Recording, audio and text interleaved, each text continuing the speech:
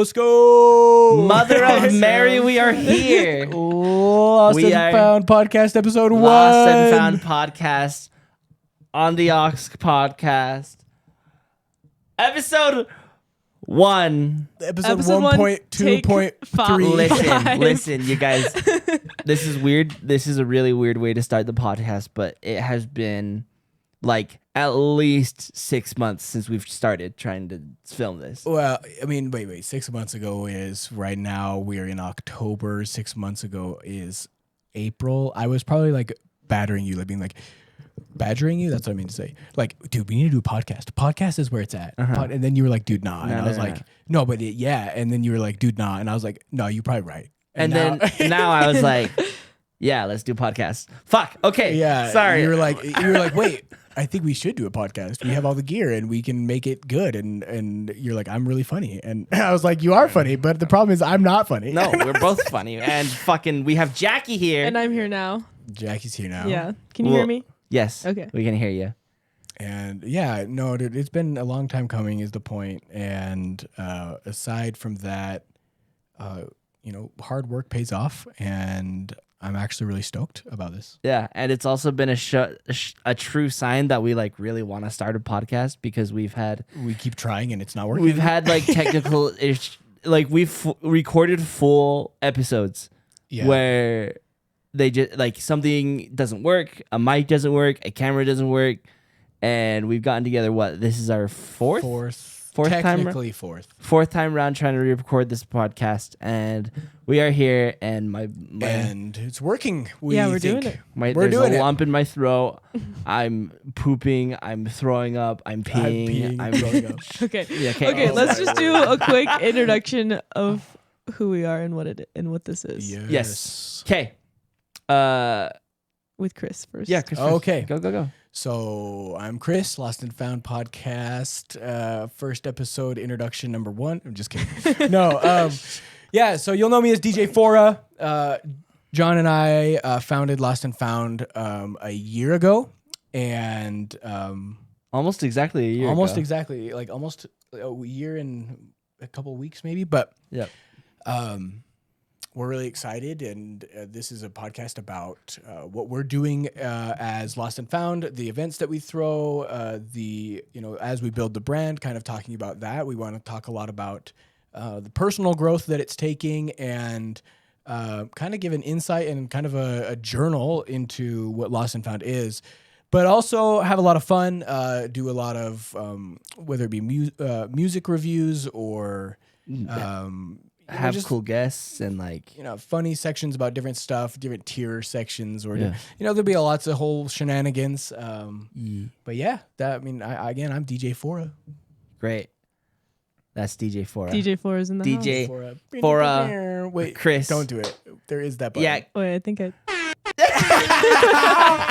All right, we out here. Okay, I guess I'm John.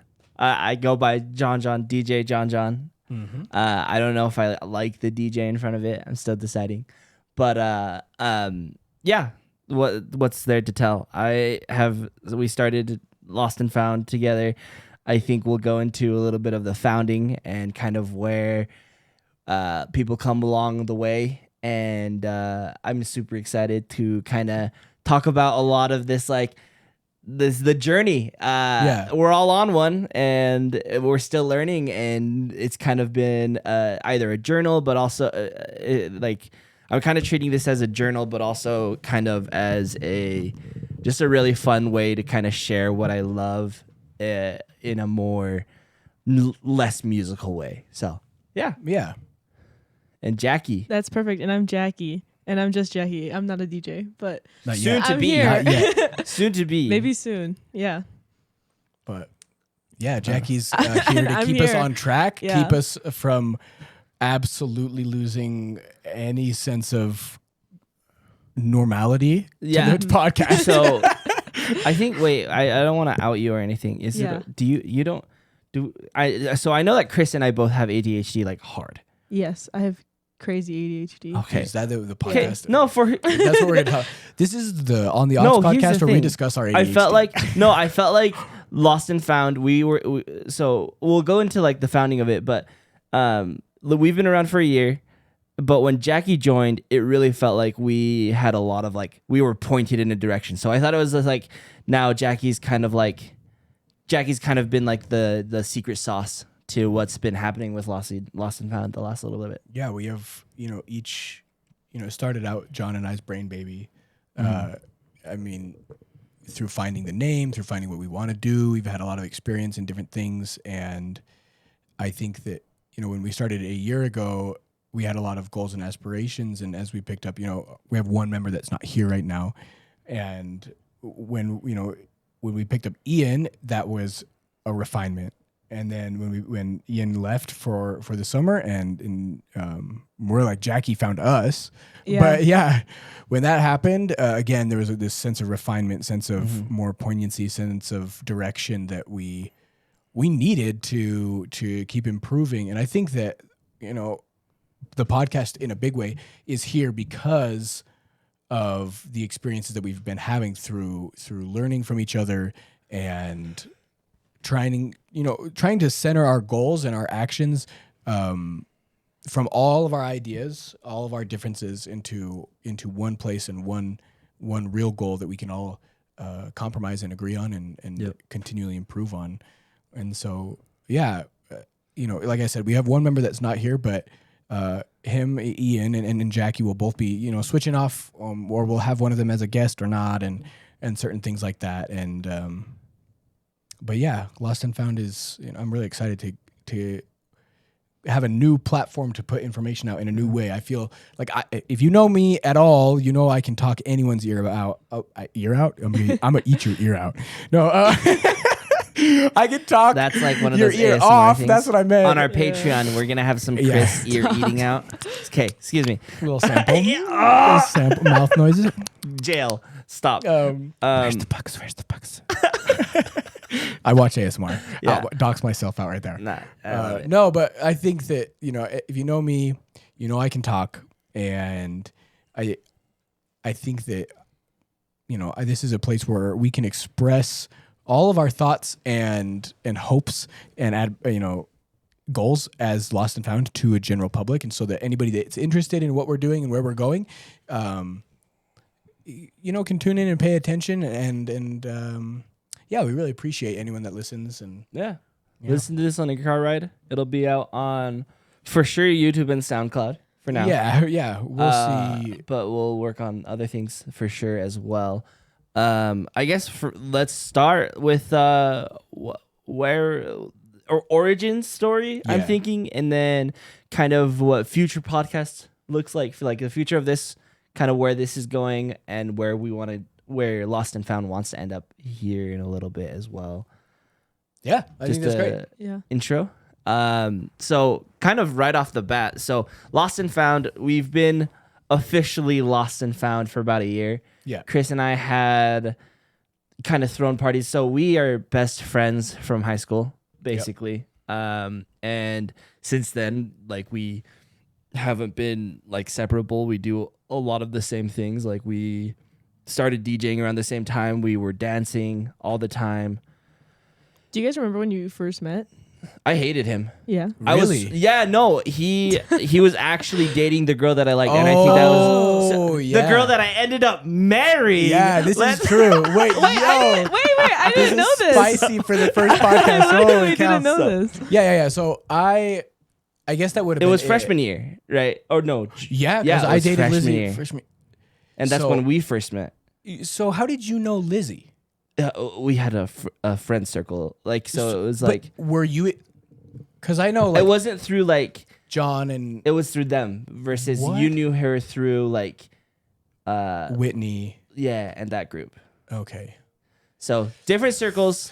But that's the thing is, like, I was around that circle you thought, but you weren't there. Like, we hung out at in that cul-de-sac where all those homies live. No, that's where I was there too. Not all the time though. Yeah. Okay. Yeah, my parents, I was probably grounded. Yeah, because I was gonna say because I remember, definitely, but I would have guessed that would be the group. Yeah. Mm-hmm. So I was dating. I didn't know you liked her at the time. Oh yeah, big time. Dude, that's funny. So he had been dating Lizzie, which is my wife. Yep. We'll talk. Freshman year of high She school. might even be on the podcast soon, but yeah. So freshman year, he was dating. I hated him because he was me, but louder. Yeah, that makes sense. And so it was like, I had built my whole personality around being like this class clown Asians. I feel like, there's like the 3 different types of American-born Chinese people. We won't go into that right now. We could talk about that We later. can talk about that later. That's interesting. definitely something that needs to be discussed. Yeah. But I'm curious. Okay, we'll talk about that. So there's one. One is like your traditional one where straight A students. I think all 3 types are in my family. Okay. Straight A student through and through, gone to medical school, Okay. like just perfect grades, played the violin. Always all the that. violin. Always the violin. Always. Always first chair. Wait, is this not you though? No, dude. So But who are you played violin. I played violin poorly. Okay, Arguably. He was it's first chair violin. It's the tier list of how well you do things. Okay. So straight A student, I was not. Just great. Went to medical school. Clearly, look at me right now.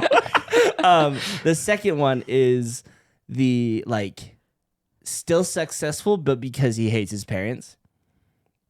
Okay. The third one is, me, where I just was super bad at school. Relatively. Here's the thing. I compared my grades with Chris, and I was like, you did great. A stellar student compared to him, but compared to every other Yeah. Asian American, You had different expectations. Yeah. I had horrible grades.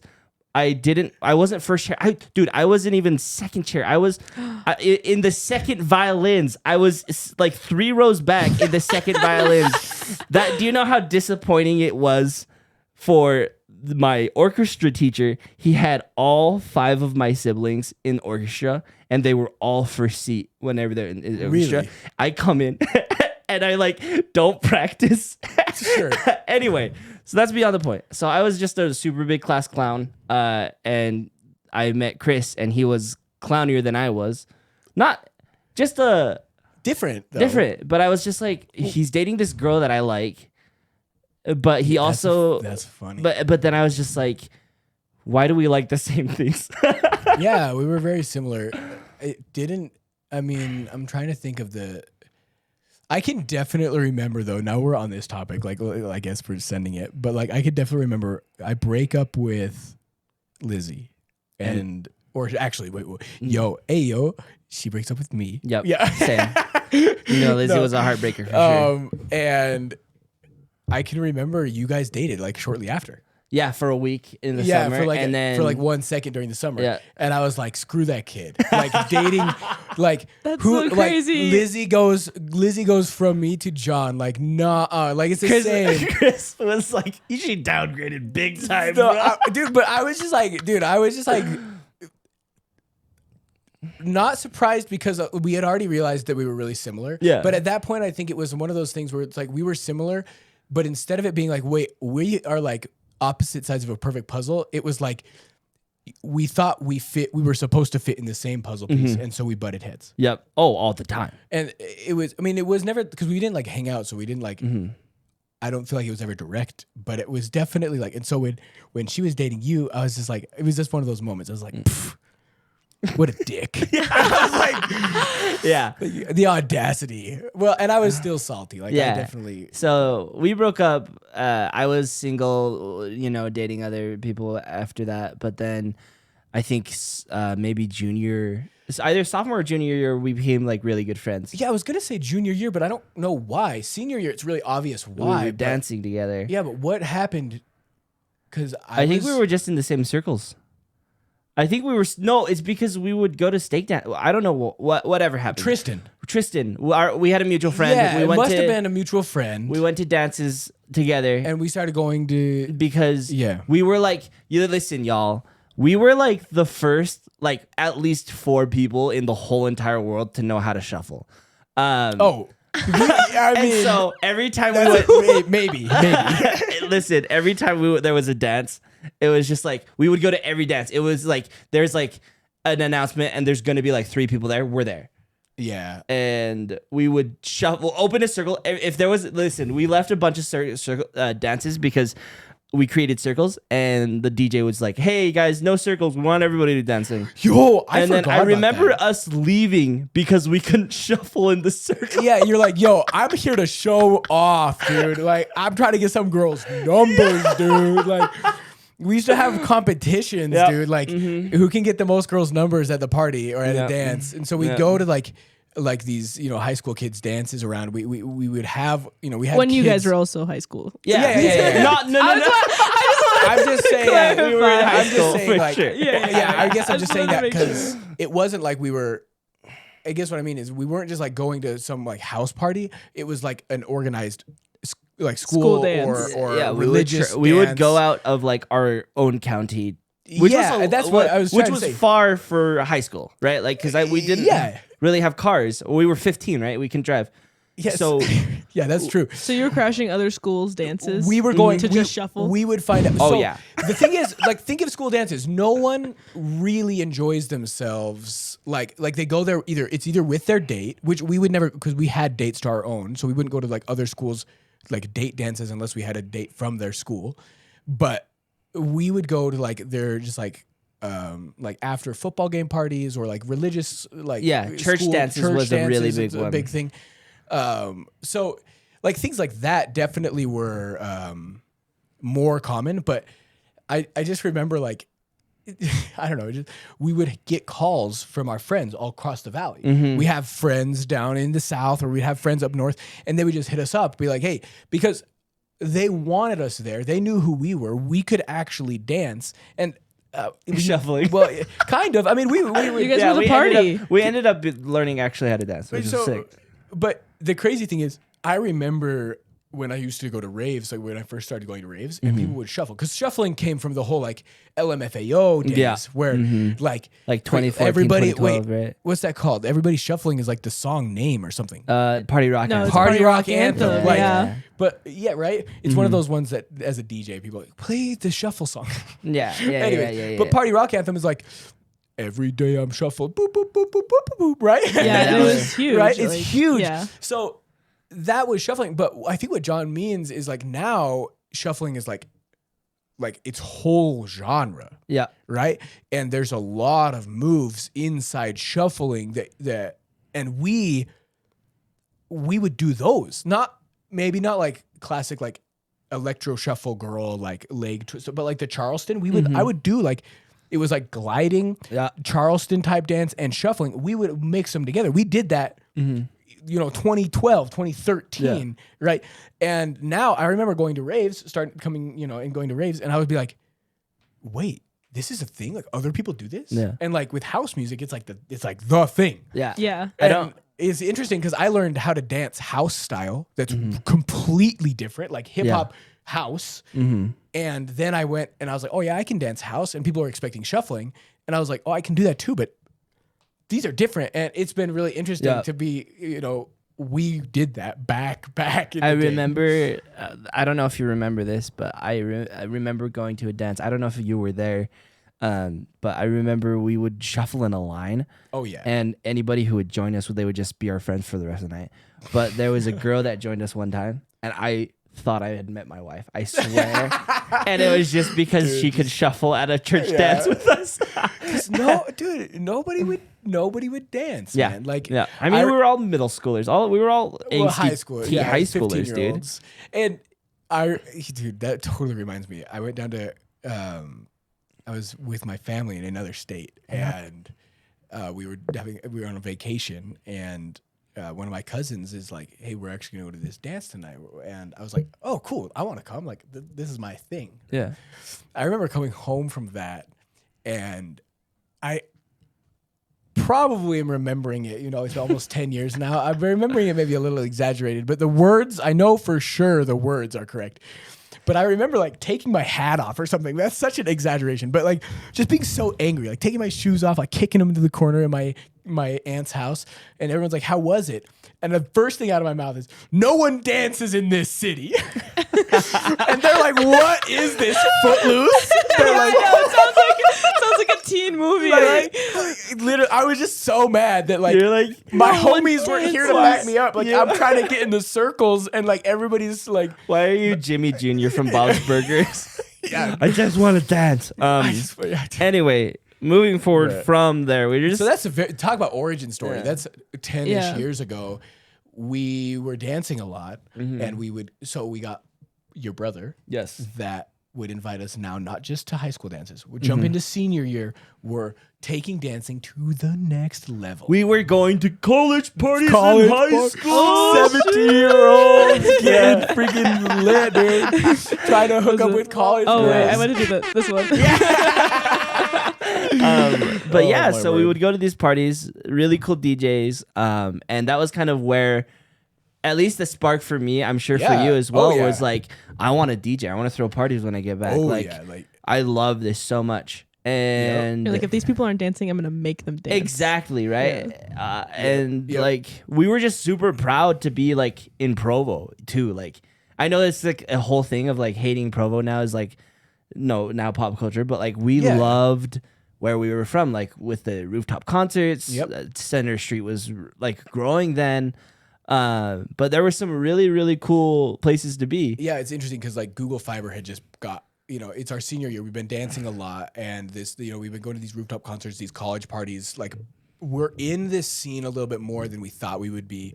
And then what was pushing the culture a lot was Google Fiber had just been, and they were funding like everything. Dude. Oh, yeah. So like you'd go to a rooftop concert, and it wouldn't just be a concert; it would be free shirts and Yeah, booths booths. and Oh like my gosh. it was just like this whole thing. We were like, whoa, like this is so cool. We're like meeting all these musicians and artists, and that was so vivid. Like I just remember being so proud of the culture that we were in. It's not a big town, but it's not a small town, but we get to have this special experience. And then we serve 2-year LDS missions and come home, and we want to throw these parties. We're expecting this to be very similar to how our senior year went, in the sense that we are still cool. Right. But when 2 years goes by and We dropped you off. don't know anyone, it's like no one knows who you are. There's no longer the college parties to go to, because that's just now the normal parties for the kids your age. Like, right. So I know. I feel like we could have like a whole hour-long discussion on Oh, how absolutely. missions can like,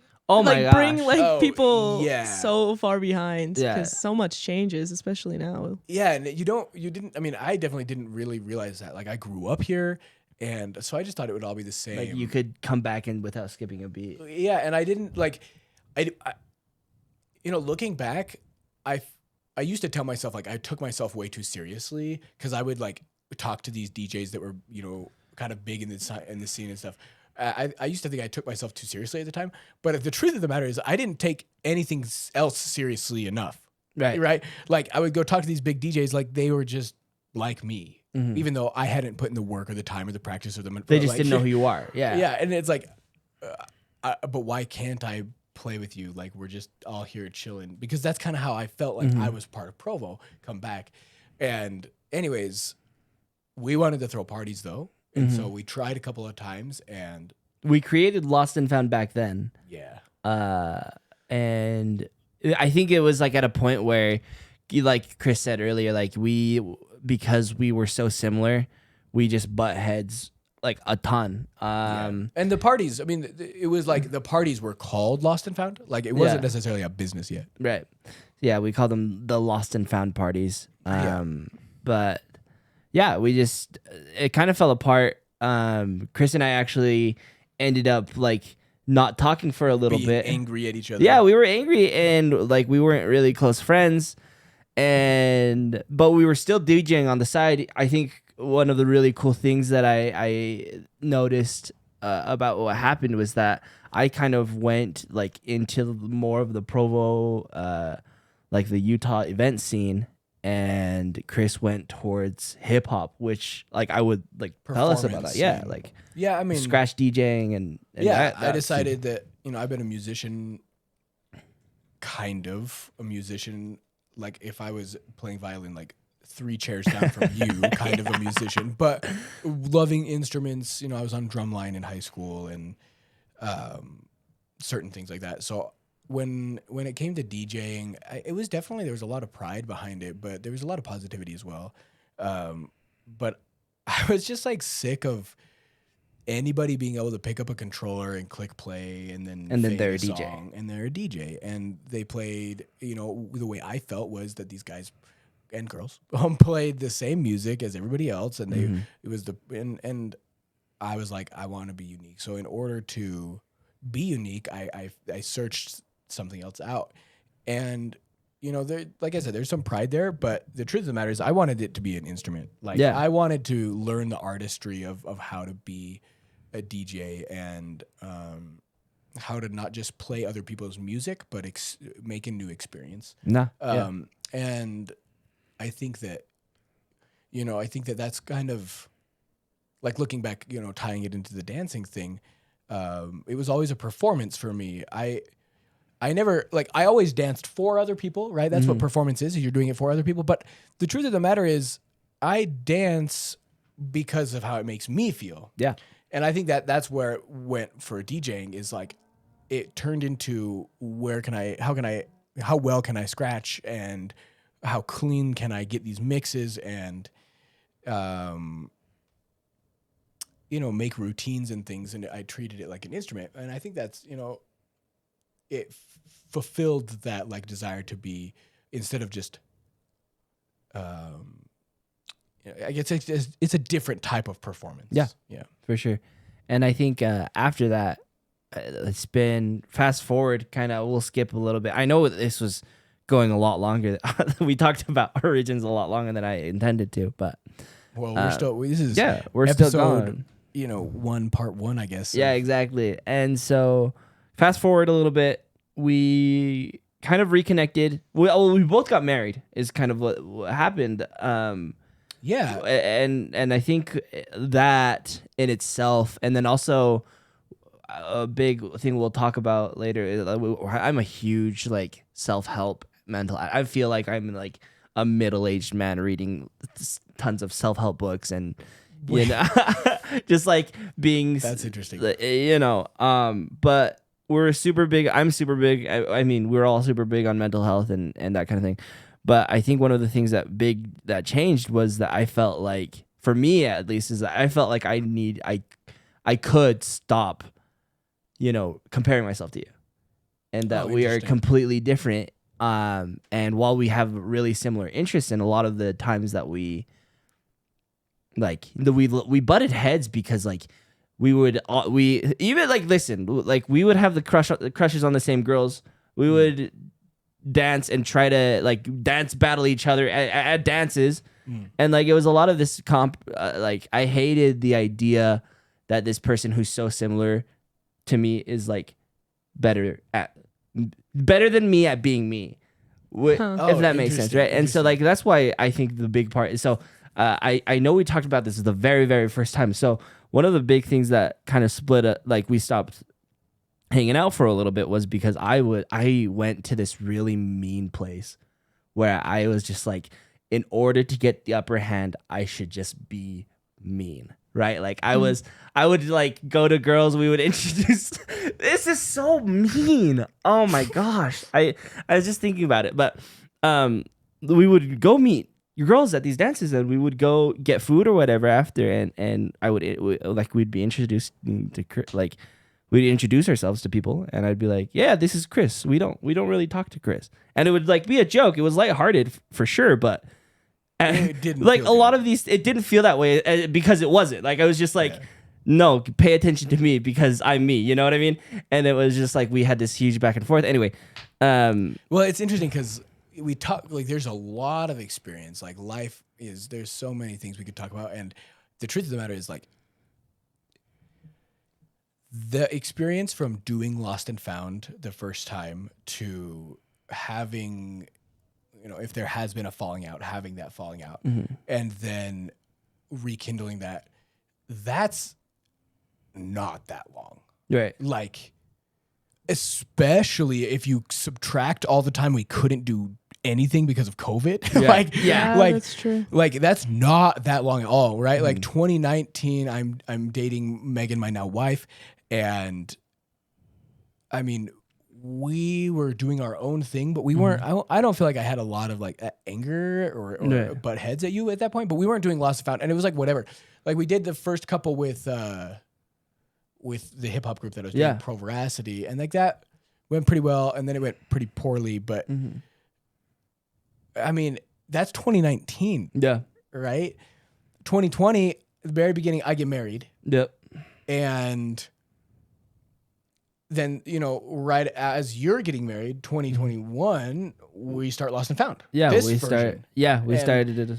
So even though there's all this stuff that happens, it really, I mean, this is right. It feels like years, and it's just a couple of months in between these stories. Like I honestly like I forget a lot of what happened back then. Like we were it's because so much was happening all the time. I mean, we're single guys. Like Siegel in college, and I didn't care about my grades. Yeah, we were. And I was always at Chris's house. We were always doing something. And anyway, so yeah, that's kind of my point, though. It's like we talk about this like it's interesting. We can talk about it forever because it has been so short. Yeah. Well, it's also crazy how much you guys have grown in such a short time. When you put it in perspective like that, I mean, I've put on like 80 pounds for sure. Like,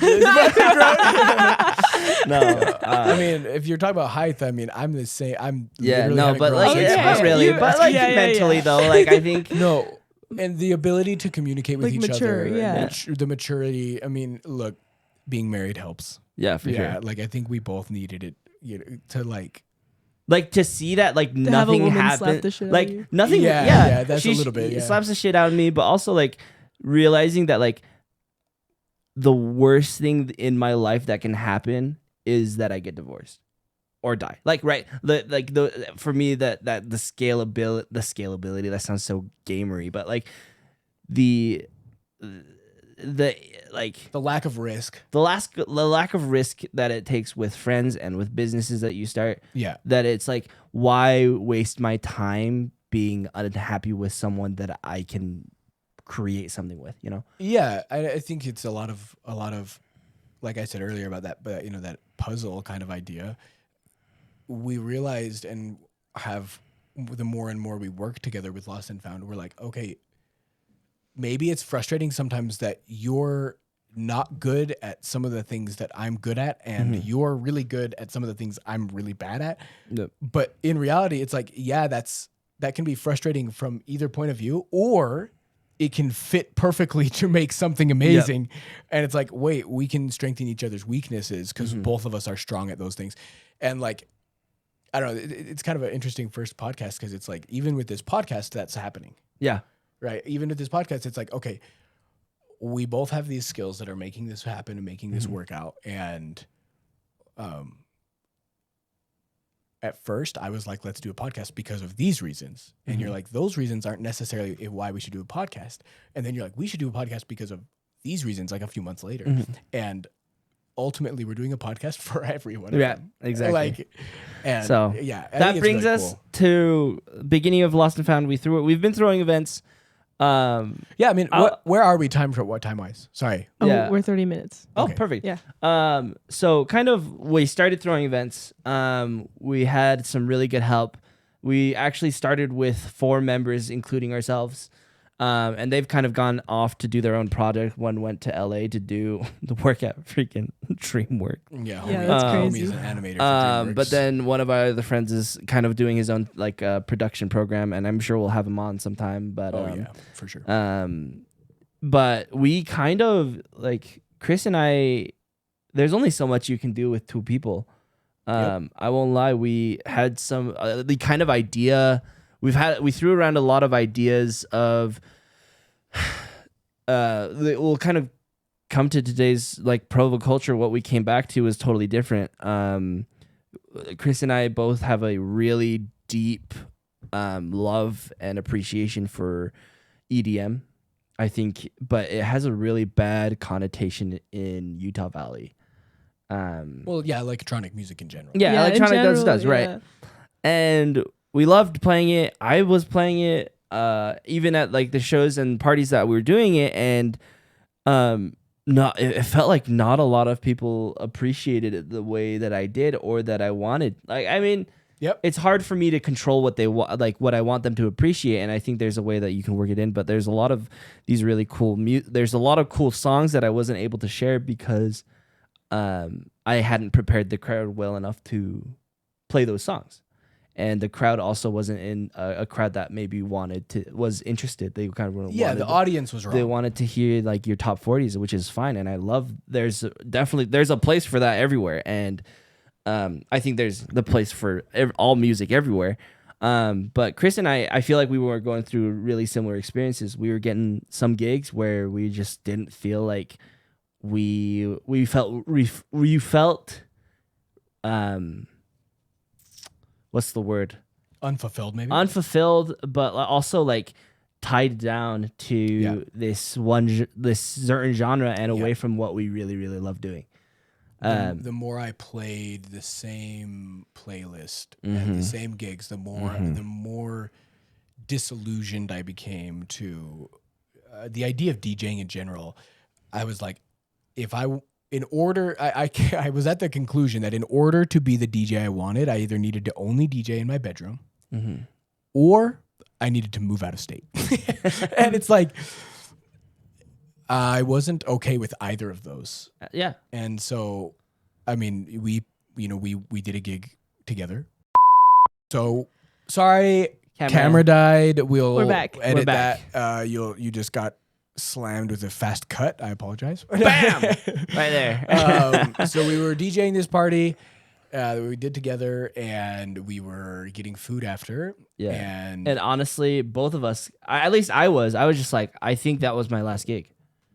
I remember you having were that pretty thought. stinking I was convinced. just like, I'd been doing, it was hard because we had just come off of 2020. Because right before 2020, right before the pandemic, I actually had most of that summer lined up. I was like ready to go full time, like DJ with that.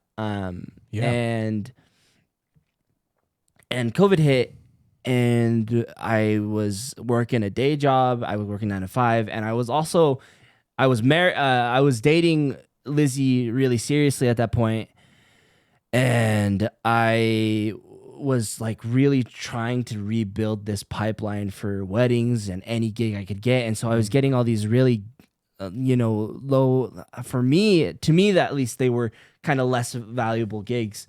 Because they didn't really lead to anything. I wasn't really playing a big crowd, and it was a lot of like these referrals where like, oh, my friend has really good prices. Let's just give him a gig, Yeah. And so I was really unhappy with the way things were going. I think a lot of freelancers dealt with that, but yeah, we've played this high school dance together.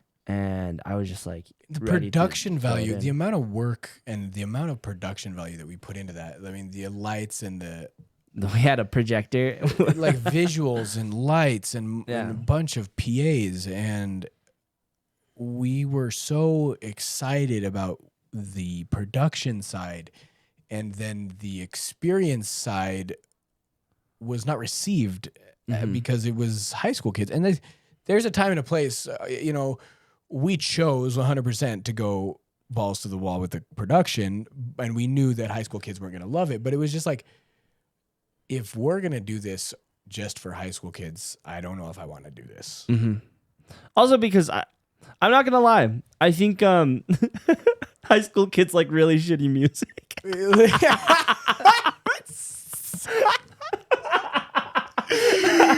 Oh man. Well, Utah. There's the clip. Utah high school kids. Utah high school kids. Well, maybe. I mean, yeah, I don't know. I don't know enough high school kids. Like to the amount of to say times whether or not. I've gotten the request for. I mean, I will play it. I will play it. Like for a wedding, I will play it, and I will play it.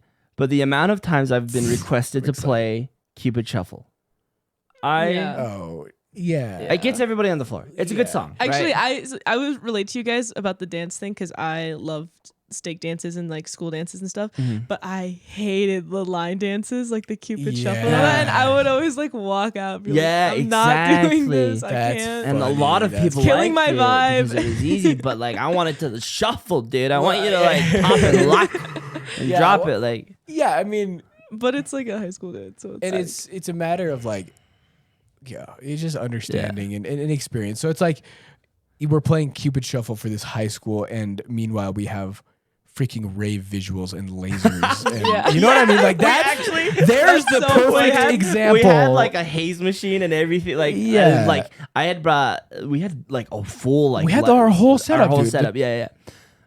You can come and see it at our live shows, but I mean it's morphed. But the point was, that's what the experience was. Is we liked, and at the end of the day, it was like, this ain't it, Chief. Yeah.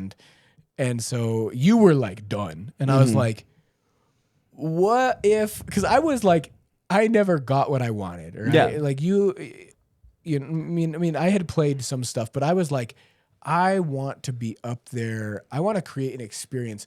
I don't, the whole thing had been for me is like, I hadn't hit where I wanted to, even though where I wasn't happy. I never got where I wanted. Yeah. And I think, that night at the restaurant, I was just like, or, we could stop, or like, I was like, dude, COVID just ended, right? I was like, we're headed out of that. People are thirsty for events right now. There is a small but existing group for these type of events, and we just need to find them. Yeah.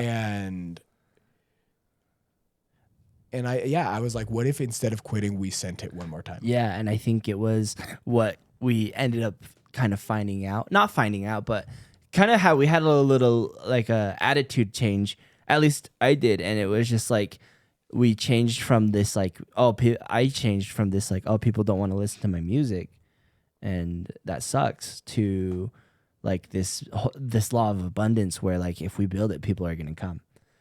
And we as soon as we threw our first post up, we started getting DMs. We started getting people were starting to get excited, and we would throw these small events, relatively small. But Chris and I were still DJing, and that actually and that kind of changed my attitude shift. Was now it went from like, okay, I'm gonna play what other people like, to I'm gonna play what I like. And ultimately that like that improved my experience as a DJ, because it started to look like I was having fun I felt like I was starting to have fun when I was playing. And I mean, I can at least come from going to watch other DJs when the DJ's having fun, even if they're behind a booth, I feel like that energy leaks into the crowd. Yeah. It's a two-way street. Yeah, for sure. And so I started kind of picking back up with these gigs, not just with Lost and Found, but with the local party event throwers, and there's a couple really large ones. But I get this gig, and the opener had canceled. Oh yeah. And so I call Chris. So I call Chris. Yeah, context just being, we had started our own thing, but we were still trying to run the game with everybody else and trying to get gigs on the sides. Yep. And so you hit me up because we were both trying to play the biggest gigs we could get. You hit me up at this gig and said, "Hey, I need an opener tonight if you're available." And so I'm like, "That's great." And he's like, "I'm available. Let's go." And right before we go up, I get a call from the owner of this company, and he goes, "Hey, John, we are implementing a new rule. No more EDM at our shows." And I like didn't know how to respond. Like, what do I play now? I feel like it's like your thing. Well, that's like my thing, and that's the thing that I've been known for, even with that group, where like I feel very good at sprinkling EDM in and out, and having like I feel like I have a lot of really good introductions to EDM music when I DJ. But and so I was like, "What do you okay? Yeah. How about?" I was like, "How?" I remember like not knowing what to say and being like, how about just a little? And he goes negotiation time. and, yeah, exactly. And he goes and he goes, no, it's just like it's not what people want to hear. Yeah, that's it's not. Yeah, no, definitely not. And so I may be recounting that. That's what I took from the conversation. And so I was like, okay. So I called Chris. I go, hey, he just called me and said, no more EDM. Can you do that? He's like, that's going to be hard, but I can do it. Yeah. I'll make it happen. And so we go in. Chris plays the first hour and a half, and he kills it. Like, I think his set is really good. And people are jiving, but I don't think, because I think nobody's really jumping. Like, nobody's like... No one's like getting into it. Like, these parties are known for, like, if you're part of the scene, like, these parties are known for going absolutely bonkers. Yeah. Like, kids on top of kids on top of kids kind of ish. Like, and I was playing a whole bunch of like ratchet kind of stuff, like a lot of like shake your booty stuff, a lot of like, a lot of twerk stuff. And then also, I was throwing in some old school stuff, and there's like people were singing along for sure. People were bouncing, but it wasn't high. Like energy. it wasn't like good photography. That's for sure. And so that's what prompted this. And and I actually just sent a chat to the Discord, Jackie, so that you can show them this photo. So halfway through the show, don't show it yet, but halfway through the show, Chris has ended his set. I start playing. The crowd's kind of going now, and the photographer and videographer come to me. They say, hey, we need the crowd to jump for this video. Just one like. And so I kind of go into, I remember the transition I did. I went into the Muramasa edit of Betty and what is that? Is that Money Trees? Money Trees and Muramasa and Lotus Eater. Lotus Eater. And was that the first little bit? That was the EDM first that one, played? because I felt like it was like a good, transition. Like, yeah. And people went buck wild. It was just this small, like a relatively that's not small even a venue. buck wild song. It wasn't, like, but that's the point. Kids though, right? were like going crazy. They were shoving each other, and I was just like, I loved the energy.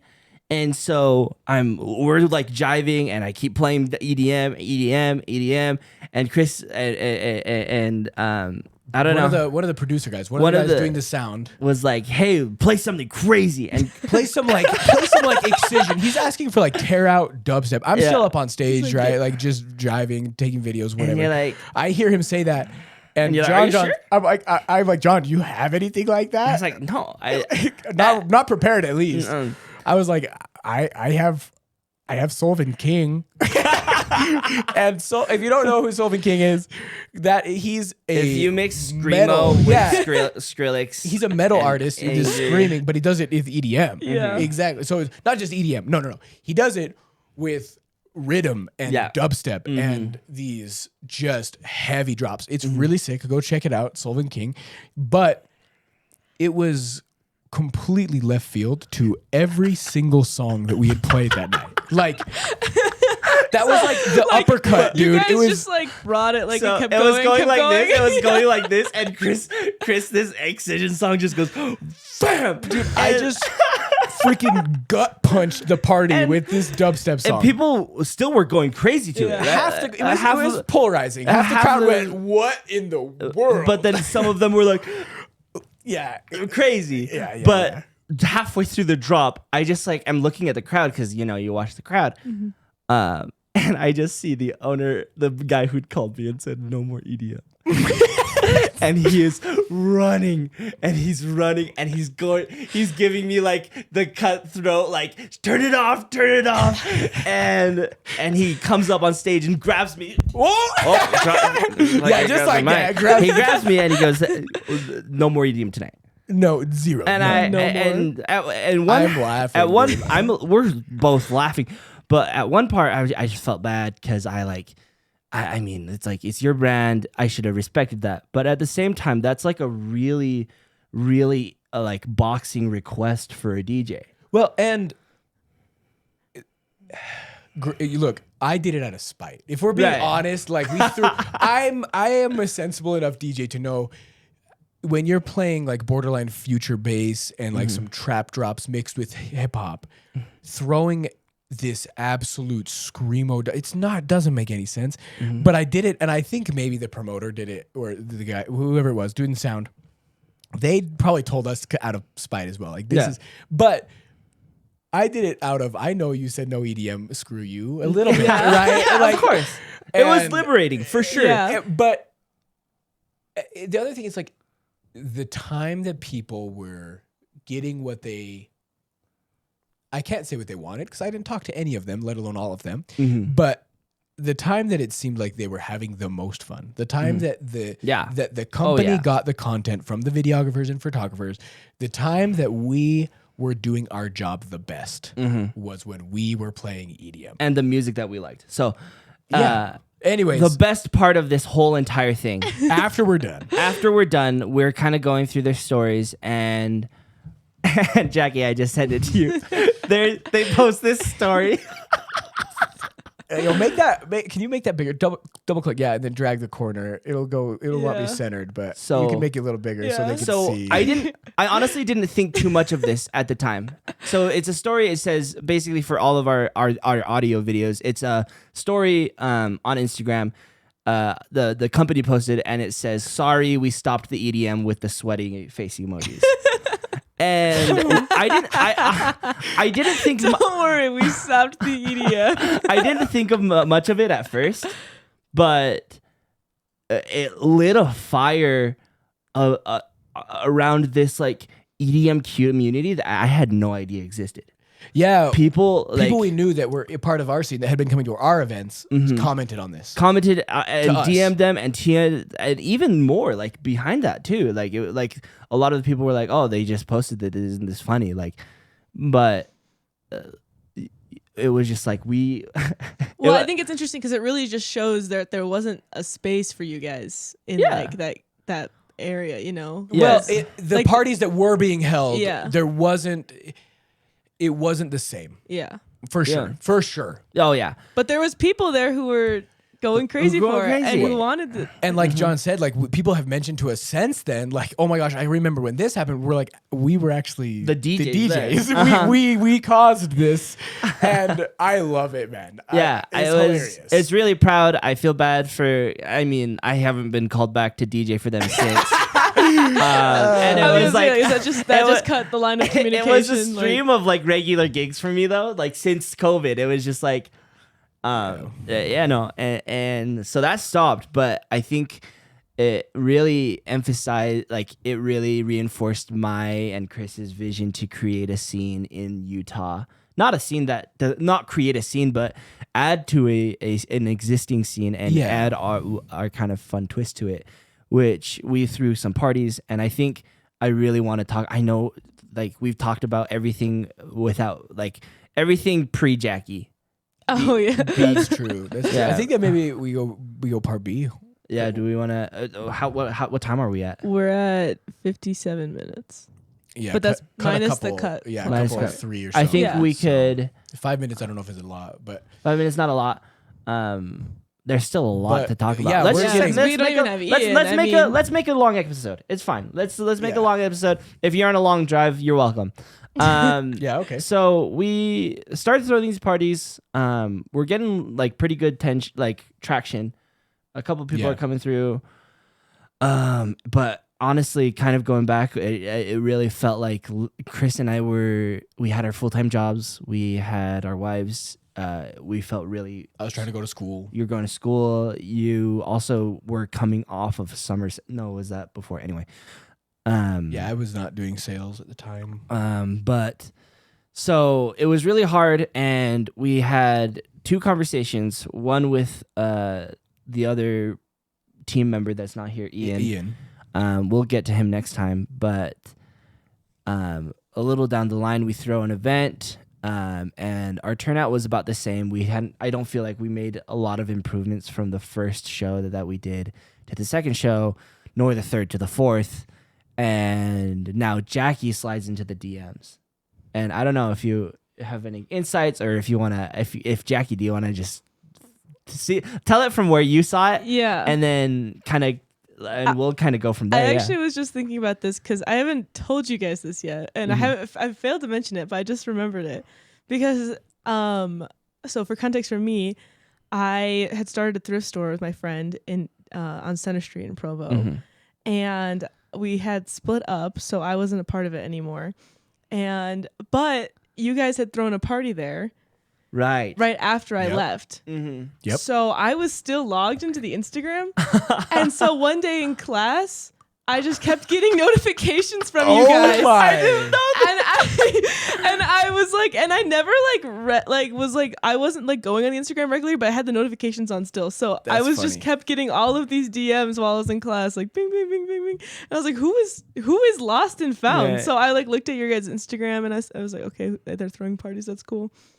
And then I was in the BYU EDM group chat, and then I saw you guys posting another party you're doing, and I also went to BYU EDM X Cornhole night.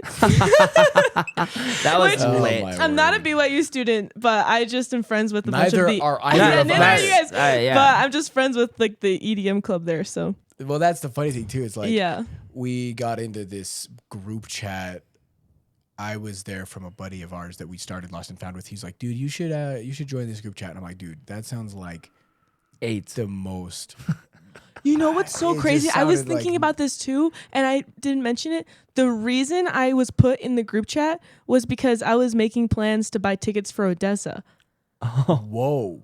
Wild. That's crazy. That's All the funny way how you back got put then. in there. That's And crazy. I was like, and then Colin was like, should've "Oh, you gone. should add in. I'll put you in the group chat so we can like make a group." But I ended up going, but we almost went together.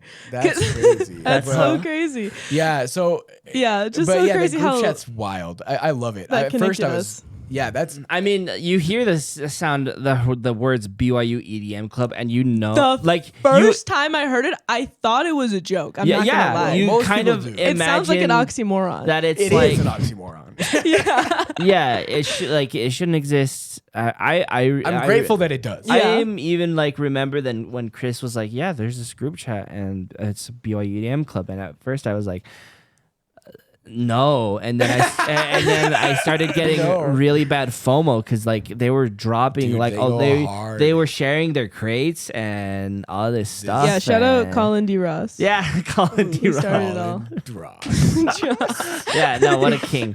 But It's yeah, crazy. Well, and I mean, so yeah, it was at first I was like, yo, this could either be the most cringe thing or the most like helpful thing. Because I feel like that was the first time I was like genuinely validated that there was a group of people right. for this. There were scene. at least 35 people who Yeah. wanted to listen to the music that I like. Exactly. It's like in a 5-mile radius, there's at least 35 of you. We have to find more. Yeah. And it was that first validation of like, okay, this is going to be something that's worth it. But I was still a little hesitant, of course. Oh, for sure.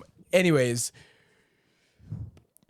how did we get on that? Well, because Jackie. I was in the group chat and I bad. was seeing you guys and I was like, I was so in the background. You guys were doing everything and I was there and I was reading everything, but you like That's I never so said funny. anything.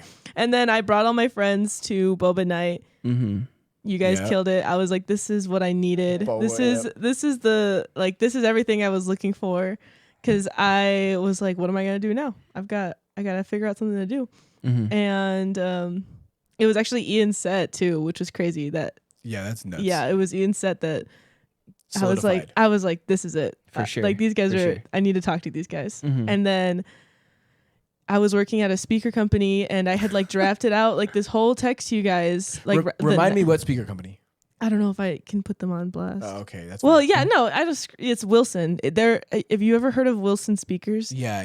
Yeah, they're like super luxury floor speakers. Yeah, there's actually a lot of, if you don't know, Mog Audio is also local. They're huge into like, they're technically a boutique outboard gear company, but there's a lot of like Jim Fosgate lives in Utah. There's a lot of really high end professional audio. Yeah, well, Kendrick Lamar has a pair of Wilson speakers in his house. that kind of level crazy. of stuff. Yeah, in Utah.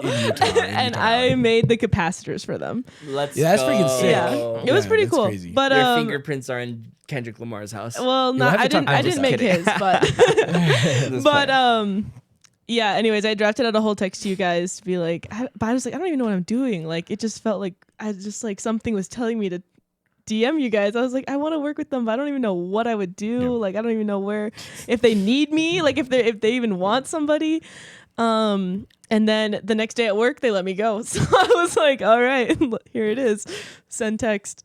Yeah. And that was it. But little did you know we were So searching In- for I someone had no just idea. like I had you. no idea. I Here's felt the like an thing. idiot. The Yeah. funniest thing about that is that you sent that text, and I read it at work, and I immediately called Chris, and I was like, "Does this person actually want to be a part of what we're doing?" Yeah, I had we, it- we I had don't been hit think- up a lot. I don't think I had that. We've been hit a lot, but mostly by a lot of DJs who just want to play a show. But it was really validating to me because like I said, the last couple shows we didn't see a really huge improvement in turnout. And It's kind of the same group of yeah, kids. and Those for, 35. I'm and just yeah, kidding. those a little bit 34 more than that, but yeah. for me it was just like really validating because it was like, oh man, now Lost and Found is kind of losing its steam, and now all of a sudden this Jackie girl like she's in the BYU EDM chat. I saw her in the membership like logs or whatever, but I just remember being like, really, I was like honored that like someone saw what we were doing and we had impacted you enough to want to send like this seriously like heartfelt message. Like, hey, like listen, it was something like along the lines of like I really love what you're doing. I don't care about the pay. I just want to help out in any way I can. Kind of. I don't know, Jackie, if that's Yeah, what was your it was intention. along But the lines of that. I called Chris and I was just like, who's this Jackie girl? Let's meet up with her. And we just immediately met up and we started a lot of really good ideas. I remember, I'm going to quote you on the second time we've tried to record this episode too, but I remember, I thought it was super funny because I was like offended at first. But funny. like when you're like, you looked at our Instagram and you're like, their Instagram fucking sucks. It was bad, dude. I mean, we posted. Yeah, we It had was like so a inconsistent. couple and- photos. We had a somewhat of a mood board.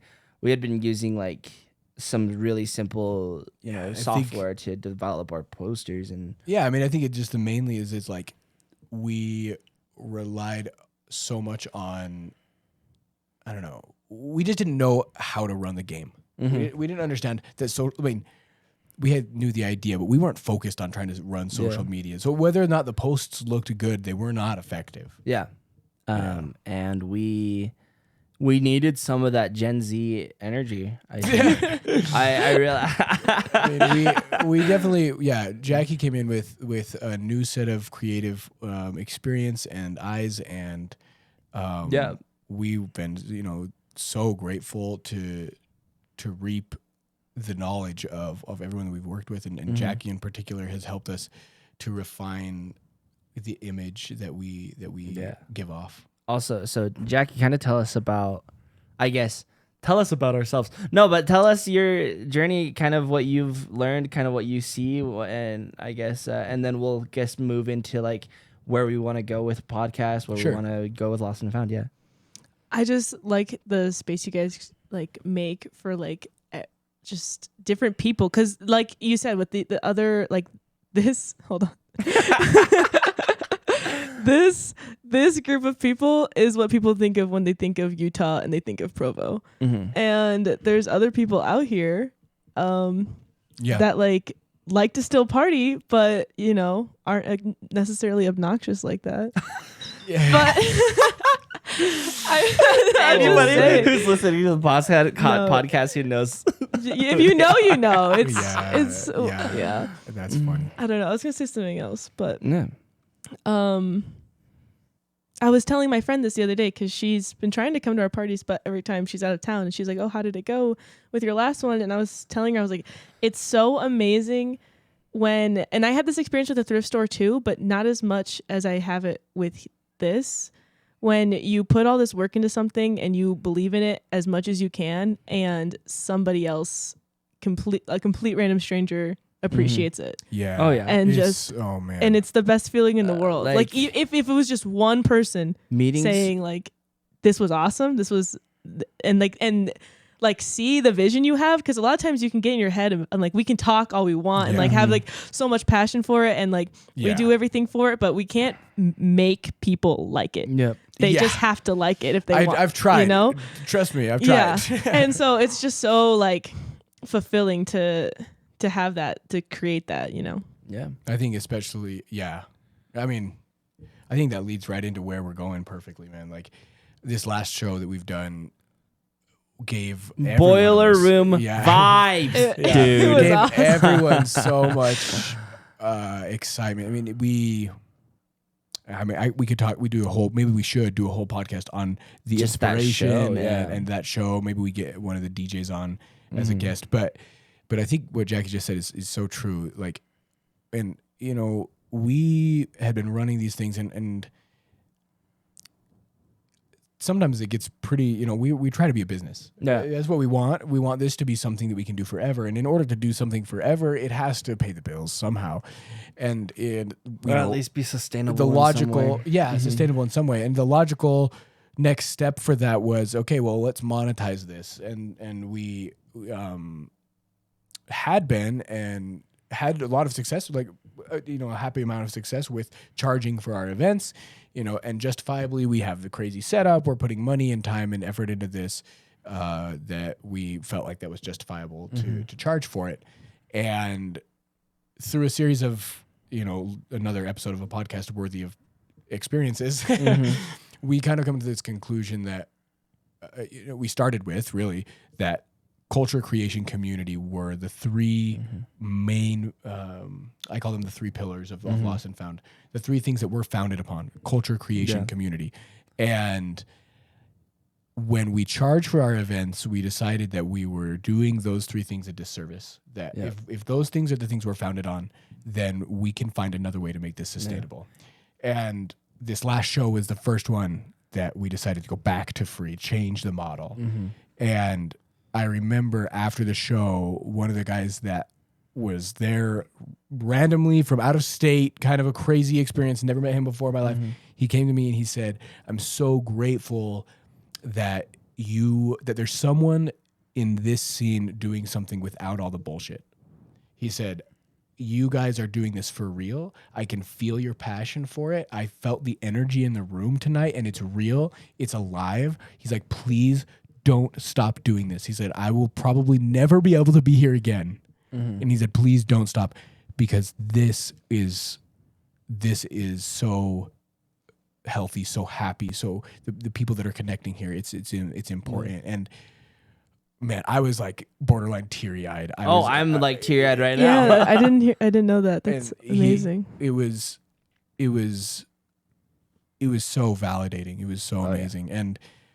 And I think that, that's where we're headed. Yeah. We want to build a foundation of culture, creation, community, centered a lot around electronic music, but there is, we call ourselves kind of genre agnostic, because electronic music, it just means that you're using electricity. It doesn't necessarily mean that it sounds a certain way.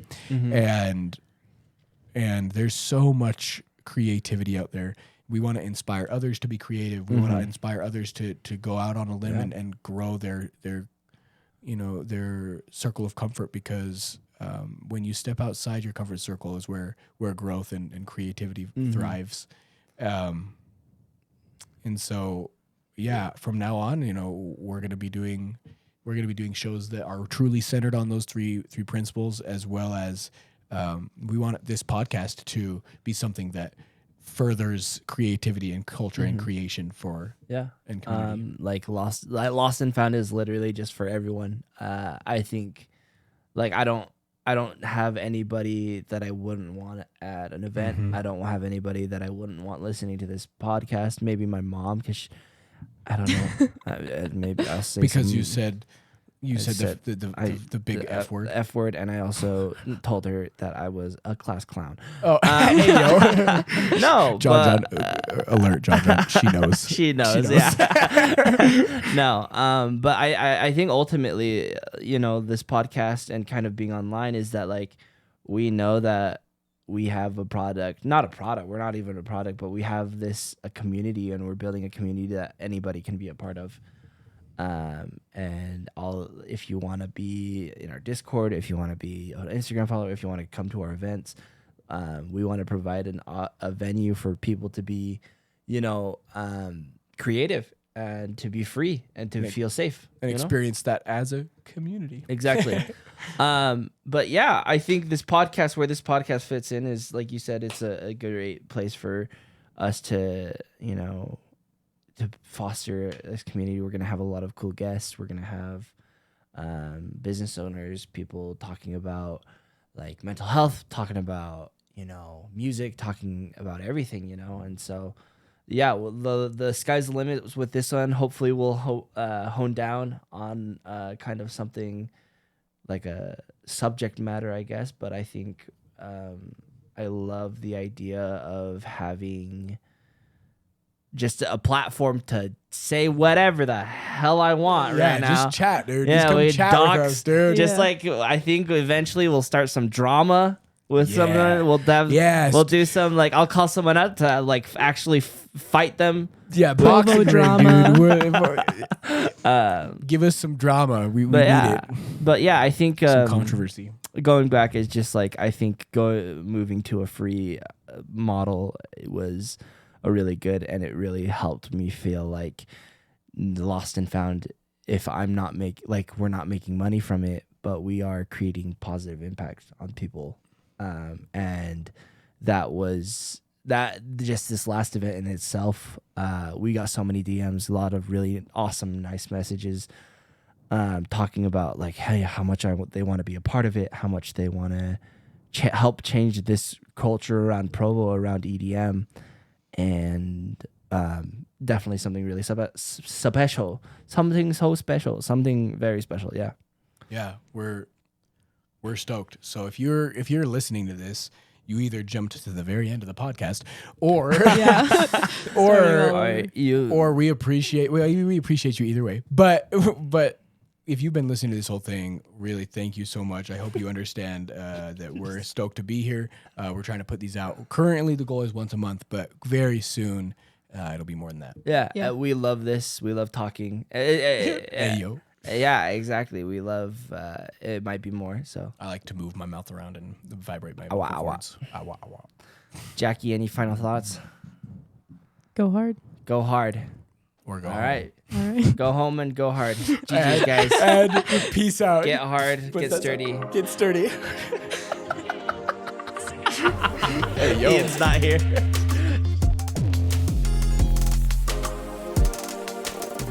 Holy